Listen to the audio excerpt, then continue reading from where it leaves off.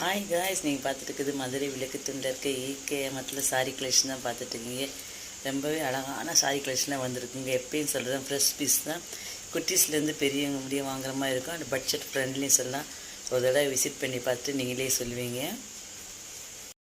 இப்போ நம்ம பார்க்குறது வந்து பார்த்தீங்கன்னாக்கு வாரணாசி காட்டன் சாரீஸ் தான். இது ரேட்டு பார்த்தீங்கன்னா 350லேருந்து 750 முடிய இருக்கும்.